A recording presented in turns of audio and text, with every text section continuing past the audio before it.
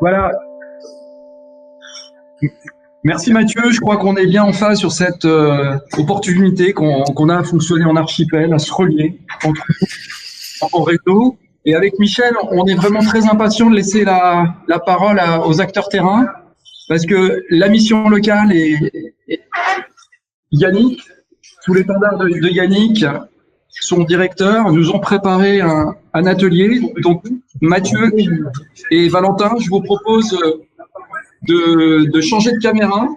On est dans la même salle, mais comme ça, on pourra avoir un regard direct sur cet atelier que nous ont préparé toute l'équipe de Yannick. À vous la parole, Yannick.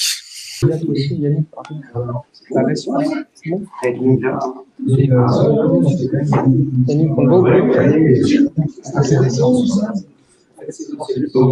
tout le monde, je ne sais pas quel prénom on est exactement. Je me présente Yannick Guillaume, je suis directeur adjoint du développement d'emploi et je suis en même temps le responsable des missions locales, celle de Sénart et celle qui est située notamment sur le territoire de Grand Paris Sud. Alors, en quelques mots, qu'est-ce que je peux vous dire? On a inscrit cette journée-là spécifiquement dans la journée qui est consacrée aux missions locales, c'est la semaine nationale des missions locales. Et cette semaine nationale des missions locales a un objet particulier qui est celui de faire émerger à la fois des initiatives territoriales de chacune des missions locales, mais surtout de faire reconnaître à la fois ce qu'elles font au quotidien et les actions innovantes qu'elles développent pour l'accompagnement auprès des jeunes. On a, je crois, environ 450 missions locales qui participent à cette initiative territoriale et sur la région Île-de-France, on a peut-être une grosse vingtaine. Notre priorité qui est à nous aujourd'hui, c'est à la fois d'essayer de repenser ce que pourrait être une mission locale, parce qu'on est clairement dans un changement de paradigme aujourd'hui qui consiste à la fois à aller capter des publics qui fréquentent de moins en moins les institutions telles que les services publics de l'emploi, et puis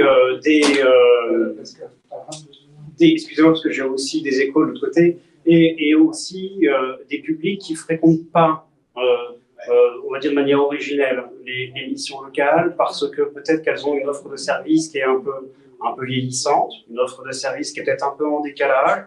Et puis aujourd'hui, vous savez, on a accès très rapidement à un certain nombre de choses. Je pense notamment à de l'accompagnement à distance, du matching de CV, d'offres d'emploi et ainsi de suite.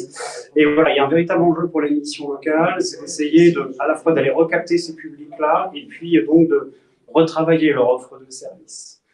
Dans un certain nombre d'enjeux que je viens de citer, on a déjà, nous, sur Sénart, développé des applications. Je pense notamment à une application qui s'appelle My Matchup et qui permet d'aller recapter des publics sur une application de matching entre l'offre et la demande d'emploi. Mais très précocement, il y a déjà quelques années de cela, on a surtout développé un projet qui est centré essentiellement sur l'accompagnement, sur la pédagogie de projet, l'accompagnement de toute personne qui a une idée, une envie de création d'activité. On l'a initialement lancé en 2000 avec des petits bouts de financement par-ci, par-là, mais l'idée aussi était d'aller plus loin et donc de diplômer un créateur d'activité, ce qui ne se faisait pas encore à l'époque. Et donc, on a imaginé un diplôme d'université à la création d'activité. Ce diplôme d'université, aujourd'hui, il en est à peut-être sa 15e promotion. Voilà, 15e promotion. Et il y a peut-être plus de 2000 personnes qui sont passées sur ce dispositif-là, donc de l'émergence jusqu'à la création d'activité. Sauf qu'aujourd'hui, on s'aperçoit qu'il faut qu'on aille plus loin et plus vite. Et l'idée, ce qu'on vous propose là aujourd'hui, c'est peut-être de justement vous faire cette proposition-là dans l'Open Badge. C'est pour ça que ça nous intéresse, c'est d'aller badger en dehors d'une action diplômante, d'aller badger des compétences que, à un moment donné, un jeune met en évidence lorsqu'il émet le vœu de créer sa propre activité, sa propre entreprise. Voilà, succinctement, j'ai un peu planté le décor, il y aurait plein d'autres choses à dire, mais je vais passer la parole à Rabia, voilà, qui va vous présenter à la fois ce que c'est que le groupement de manière plus précise peut-être, et puis surtout on alternera avec, on aura des films, des petits films je pense à présenter, avec des témoignages de jeunes qui ont suivi ce parcours-là et qui vont nous expliquer et exprimer en quoi ça fait sens pour eux d'être badgés. Et puis on a aussi le plaisir d'accueillir ce soir un ancien qui a fait ce parcours-là, un ancien, jeune encore, mais surtout qui aujourd'hui fait du parrainage et accompagne des jeunes dans leur projet justement de création d'activité. Voilà. J'espère que j'ai été assez bref et assez clair. Puis du coup, je te passe la parole, Rabia, pour que tu puisses nous expliquer tout ça. Merci Yannick. Donc, Rabia Attigui, moi je suis chargée de projet sur le dispositif du mouvement de créateurs. Donc, comme vous l'a dit Yannick, qui appartient à la mission locale de Sénart. Et du coup, l'idée aujourd'hui, c'est que je vous présente un peu, bon, succinctement, parce qu'on n'a pas énormément de temps, mais quel est le rôle de ce dispositif sur le territoire et surtout le lien avec l'Open Badge. Donc, rapidement, pour l'historique, déjà à savoir que les groupements de créateurs ont été créés en 1999, donc à l'initiative de Didier Dugas, qui est actuellement le directeur de la Maison de l'Emploi et de la Formation de Sénart. L'idée et le but, c'était, voilà, on part d'une démarche, d'un constat qui dit que les personnes qui ont envie d'entreprendre se heurtent souvent à un manque de confiance, à une écoute pas forcément très active de la part des acteurs du territoire, etc. Et le but était vraiment de pouvoir mettre en lien ces personnes avec des accompagnateurs qui leur permettent de pouvoir passer de l'envie à l'idée. Donc, ce qu'il faut mettre en avant, c'est que les groupements de créateurs ont été fondés sur une base de pédagogie de projet avec l'importance du travail de l'écoute active et surtout de la non-directivité. Donc, pour être un peu plus clair et plus succinct dans mes propos, il faut savoir que le groupement de créateurs, c'est deux grandes phases. Une première phase dite la phase d'émergence, où là, le rôle, c'est de passer de l'envie au projet, avec pour ça différentes étapes. Donc, 4 grandes étapes. La première, c'est mieux se définir en tant que porteur de projet. Donc là, le bénéficiaire, donc la personne accompagnée, par le biais des petits réglages techniques. D'accord, ok. Donc par le biais d'entretiens individuels ou encore d'ateliers collectifs, un outillage spécifique, va apprendre à mieux se connaître en tant que porteur. Donc va apprendre à découvrir ses connaissances, ses compétences, ses ressources, ses contraintes, etc. Une deuxième étape qu'on appelle la définition de l'idée, où là, le but est de travailler son idée, quel est mon projet, en quoi il consiste, pour qui il est destiné, où est-ce que je vais m'implanter, etc. C'est vraiment la définition de l'idée dans sa globalité. Une troisième étape qui reprend la découverte de l'environnement du projet. Donc là, c'est plus un travail d'étude de marché. Donc, j'entre pas dans les détails, bien sûr, parce que évidemment, on a un timing. Mais voilà, l'idée, c'est vraiment de travailler, de développer son étude de marché. Et une quatrième étape qui est la définition entre l'adéquation de son projet, de soi et de l'environnement. En gros, l'idée, c'est de savoir mon projet, moi, et là où je veux le mettre en place, est-ce que ça fonctionne, est-ce que ça match, comment c'est possible, voilà. Le but, c'est d'écrire. On rédige, on écrit, on passe de l'envie au projet, de ce qu'il y a dans nos têtes, à vraiment la réalité du secteur, la réalité de ses compétences, de son marché, de son environnement. Donc souvent, c'est un exercice qui n'est pas évident, l'écriture, mais qui a une finalité exceptionnelle parce que du coup, ça permet au porteur de se situer et de savoir là où il en est et puis là où il va. Voilà pour la phase d'émergence. Et on a aussi une deuxième phase qu'on appelle la phase du CA. Donc, le CA, c'est le diplôme universitaire de créateur d'activité. Donc là, c'est la phase de formation qui a, elle, pour objectif de travailler et d'acquérir déjà un niveau baccalauréat, d'accord, pour les personnes qui sont sans qualification, et qui est accessible aussi aux diplômés. Donc, cette phase, elle a pour but vraiment d'acquérir les compétences et les connaissances nécessaires à la gestion de son activité, avec aussi pour but, bien évidemment, de travailler, de réaliser un business plan complet et construit que le bénéficiaire ou le futur créateur va pouvoir présenter aux banques, aux fournisseurs, aux partenaires, etc. Donc ça, c'est pour vous faire un point rapide sur la présentation globale des groupements de créateurs. Sachant qu'on travaille aussi pour la phase de formation avec l'IUT de Sénart, donc l'Institut universitaire technologique de Sénart situé à Ilessin, et également un opérateur technique, donc la FIS 77, qui sont eux situés à Melun. Donc c'est des opérateurs du territoire avec qui on travaille le projet, avec qui on valide les compétences des bénéficiaires, avec qui on avance sur les projets, etc. Là où il est important de mettre l'accent, c'est par rapport au but de cette action et l'open badge. En réalité, le but, c'est d'utiliser l'envie d'entreprendre comme levier à l'insertion socio-professionnelle. L'idée, c'est d'apporter une conception plus large de l'entrepreneuriat, bien évidemment en accompagnant le bénéficiaire de l'idée à la construction de son projet, et ça, toujours sans jugement. Ce qui est intéressant de voir et de mettre en lien avec le badge et les compétences informelles, c'est que ce parcours, il va permettre de mettre en avant donc, toutes les compétences formelles et informelles du bénéficiaire, mais aussi créer ce qu'on appelle une prise de confiance en soi.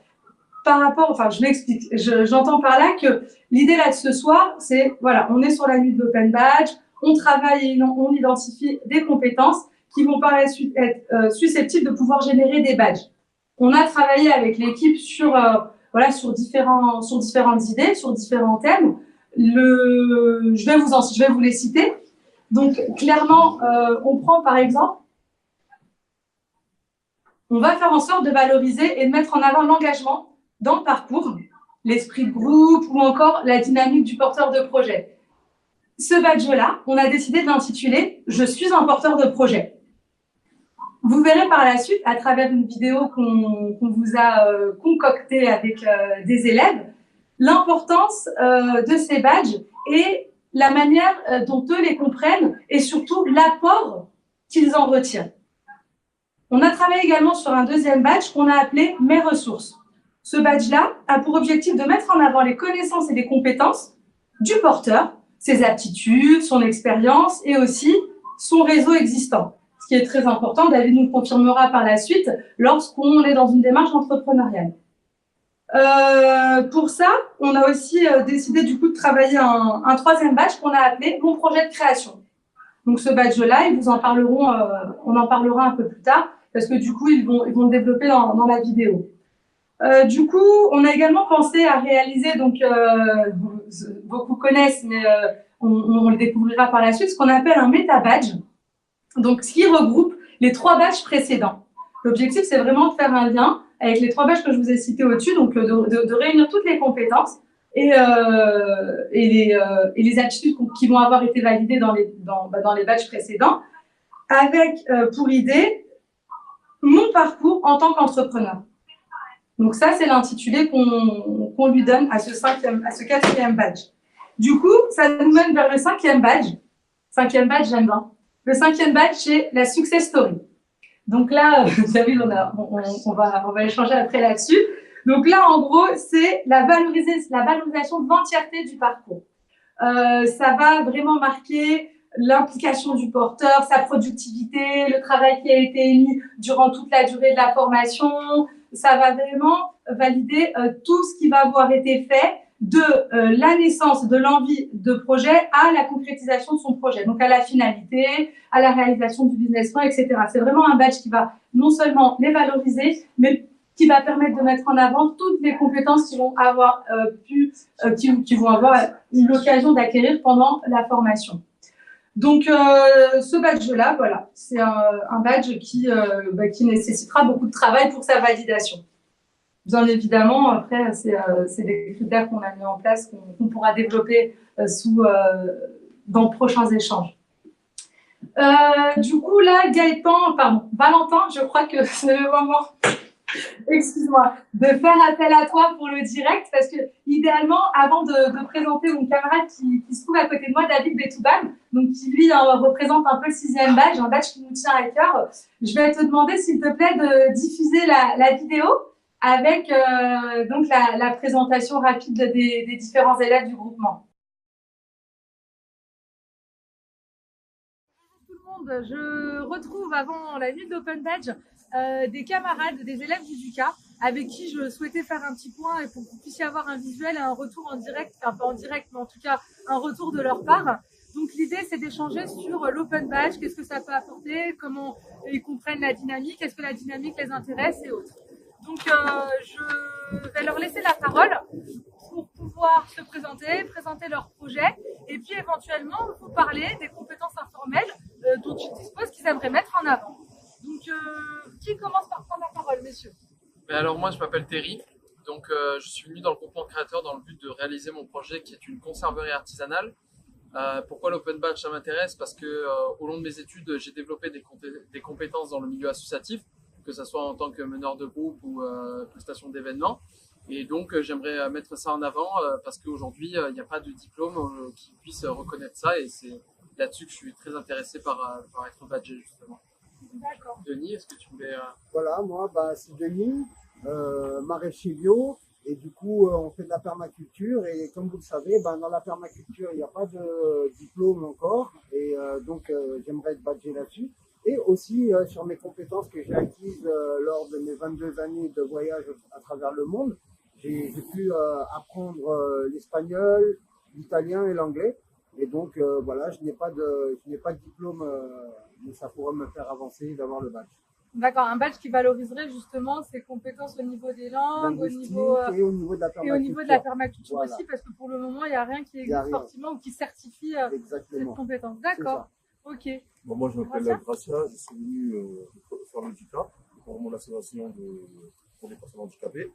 Donc, l'Open Badge, ça sera un plus pour moi parce que à part l'association handicapée, je travaille dans la sécurité et j'ai été chef d'équipe, j'ai dirigé une équipe de 30 personnes. Donc, l'Open Badge, ça sera un plus pour toutes mes compétences. Ok. Aristote? Bonjour à tous, je m'appelle Aristote, je me présente au DUCA pour pouvoir réaliser et mettre en place un espace culturel qui répondra à une thématique africaine.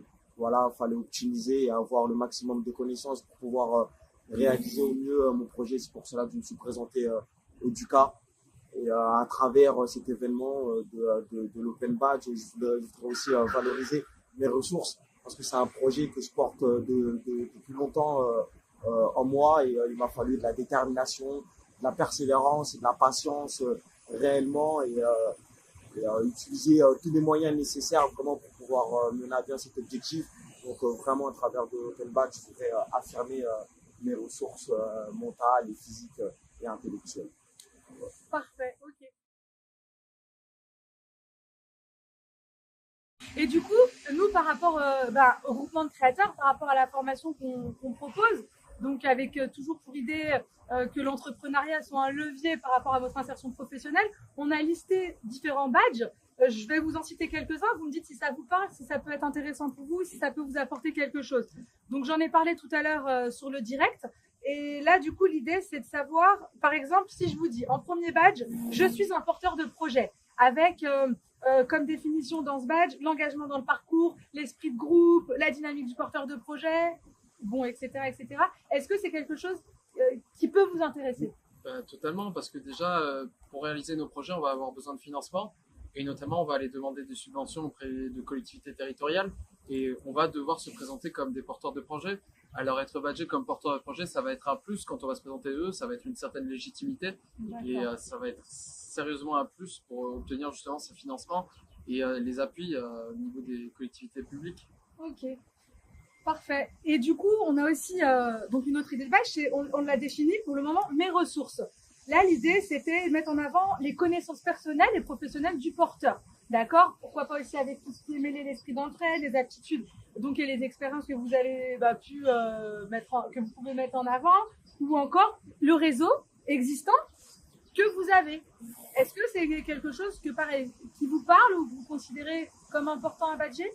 Ah oui, personnellement, j'ai eu beaucoup de fois l'occasion durant ces dernières 5 années de pouvoir collaborer avec plusieurs dans le monde associatif et donc avec plusieurs associations altruistes et pouvoir donner justement faire des ateliers avec des enfants justement pour leur porter nos valeurs Et donc, je pense que justement, ça pourrait rentrer. Ça pourrait dans les gammes. Voilà, D'accord. J'appuierais même un peu par rapport à ce que Denis dit, parce que entreprendre, ce n'est pas que forcément question de diplôme, c'est aussi question d'expérience de la vie réellement, et aussi de partage, vraiment. D'accord. Donc en fait, c'est des badges. Bon, après, c'est pour faire court parce qu'on n'a pas beaucoup de temps. Il y a d'autres badges type mon projet de création. C'est quelque chose qui vous parle, juste comme ça à l'oreille? Oui, ça me parle. Ouais, il y a un autre badge qu'on appelle le badge Success Story, où là, c'est la finalité, c'est à la fin de la formation, voilà. Qu'est-ce que vous avez acquis? Bon, c'est bien, alors je vois que ça vous enchante. Voilà, c'est la finalité, en fait. C'est le badge du Success Story, c'est qui dit, voilà, j'ai validé telle compétence, et du coup, ça montre vraiment un parcours de réussite. D'accord? On a un badge qu'on appelle apprenant aussi. Donc ça, c'est un badge, vous verrez, j'aurai l'occasion de vous le développer un peu plus tard. Et on a un dernier badge qu'on va laisser découvrir nos camarades par la suite. C'est le badge du parrainage, du tutorat. D'accord? Donc du coup, David, si tu peux nous faire un retour d'expérience, nous parler de ton passage sur le DUCA, d'éventuellement ce que ça a pu t'apporter ou non, ce que tu as fait entre-temps, et puis ton rôle actuellement. D'accord. Donc bonjour à tous, je m'appelle David Betoubab. Donc au niveau de ce que le DUCA m'a apporté, tout d'abord pour moi c'était une aventure parce que c'est vrai que commencer et entrer dans le DUCA m'a permis vraisemblablement de découvrir pas mal de choses, de rentrer avec une idée tout simplement et de ressortir après avec un projet. À l'issue de mon DUCA, je suis parti en couveuse en tant que j'avais un projet de restaurant africain. J'ai aidé pas mal en fait dans tout ce qui était comptabilité pour comprendre un petit peu le prévisionnel et c'était vraiment ça a été pour moi en fait le temps où j'ai pu échanger, j'ai pu aider certains d'autres élèves, pardon. Et je pense que c'est vraiment cette compétence-là que j'aurais vraiment voulu mettre en avant. Au niveau de la transmission que j'apportais à certains. On n'avait pas tous le même niveau d'études, à savoir, moi je sortais d'un BTS, d'autres sortaient de formations différentes, mais en tout cas, j'ai pu, par le biais de mes études et par le biais de ce DUCA, transmettre et échanger avec les autres. Et puis justement, constituer cette première base de réseau aussi, j'imagine, avant de commencer ton parcours professionnel. D'accord. Et du coup, donc, depuis le DUCA, aujourd'hui, rapidement, qu'est-ce que tu as eu l'occasion de mettre en place, créer ou non? Et puis ensuite, tu nous parleras du rôle que tu occupes actuellement au sein du DUCA. Donc, aujourd'hui, fort d'une forte expérience dans le domaine commercial, j'ai décidé de créer mon entreprise, une application mobile qui a pour but de redynamiser un peu les commerces de proximité et aussi de faire une formation donc de conseiller en création d'entreprise. Pourquoi cette formation? Parce que pour moi, pendant ce laps de temps où j'étais accompagné de la phase d'idée à la phase d'émergence, et ensuite de la phase d'émergence à la phase d'idée, et ensuite la création de l'entreprise, c'est vrai que ça a été vraiment un moment où ça a été très riche pour moi. Et donc, j'ai voulu aussi, par le biais de ma formation de conseiller, transmettre tes connaissances et ton savoir. C'est bien ça. D'accord. Voilà. Du coup, David s'est retrouvé parrain de la session DUCA 2019, où il a eu l'occasion effectivement d'intervenir sur de la méthodologie de projet, sur de la communication, mais surtout, tu me dis si je me trompe, sur justement cette transmission de connaissances, de parcours, de richesses. Ça permet vraiment aux personnes de s'identifier, de pouvoir avoir un lien, de pouvoir aussi travailler leur projet. Oui, c'est ça. Voilà, question, découvrir un nouveau réseau. Du coup, comment tu te sens, toi, par rapport à cette initiative? Je me sens très bien parce que l'avantage, c'est que j'ai un peu les deux casquettes, d'avoir été étudiant à leur place et aussi aujourd'hui de pouvoir intervenir comme intervenant et pouvoir leur apporter certaines zones d'ombre, un peu de clarté et aussi pouvoir partager un peu mon expérience parce que j'étais à leur place il y a pas si longtemps que ça, même si ça fait maintenant plus de 5 ans. Mais au moins, en fait, je peux vraiment leur apporter une approche différente. Ok. Et puis, en tout cas, les élèves apprécient ta participation, apprécient ton engagement, et on l'apprécie aussi. Du coup, tout ça pour vous dire qu'on a vraiment à cœur de travailler l'open badge. Hein. On est dans cette dynamique, on a envie de découvrir, envie d'avancer, envie de participer tout simplement à la découverte de l'open badge. L'idée, c'est de pouvoir continuer progressivement à réaliser d'autres badges. Et puis, surtout, on va badger notre parrain via une grille qu'on va déterminer, une grille d'évaluation de critères pour pouvoir lui délivrer le badge d'apprenant. Donc, on aura l'occasion de mettre en ligne le badge et puis de la manière dont ça va être fait. Vous verrez ça dans d'autres aventures. Et surtout, je voulais vous dire il y a toute une équipe qui travaille autour de ça, l'ère du numérique, l'ère de l'open badge. Aujourd'hui, j'ai eu le plaisir de partager cette aventure avec mes collègues. Donc là, vous les voyez pas parce qu'elles sont à l'arrière. Donc je remercie Sandrine, je remercie Charles, je remercie Tracy, je remercie Caroline, Sylvie, Fabienne, Virginie, Cédric, Yannick d'être présents. Et c'est vraiment une aventure dans laquelle on se lance avec plaisir, qui j'espère pourra avancer pour tout le monde. Donc il y a la Normandie qui a commencé avec Badgeons la Normandie. Par la suite on badgera Sénart. Donc voilà. Alors je pense que j'ai des contraintes de temps. Combien de temps me reste-t-il? Il reste 2 secondes. Je vais clôturer. Parfait. Donc je vais laisser la parole à Yannick Dikelou qui va clôturer cette intervention. Merci, à bientôt. Merci en tout cas pour votre intervention. Juste finir sur un élément clé.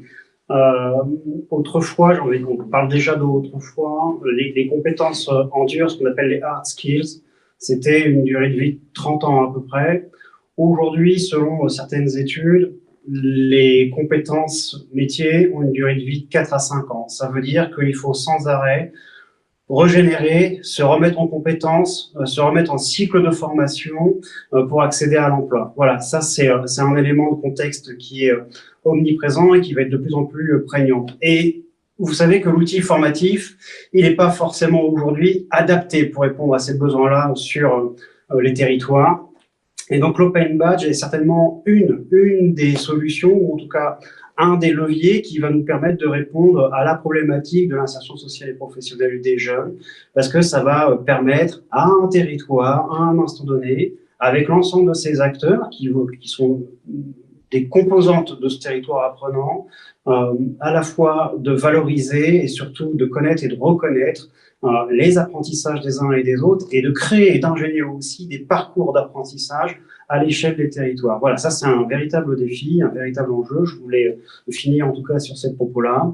Et donc, la mission locale de Sénart est moteur. Elle reviendra vers vous très certainement dans les mois à venir pour vous dire ce qu'il en est de son expérience, notamment au travers des groupements de créateurs. Voilà, je vous remercie, puis je vous souhaite une bonne soirée. Valentin, je te repasse la parole.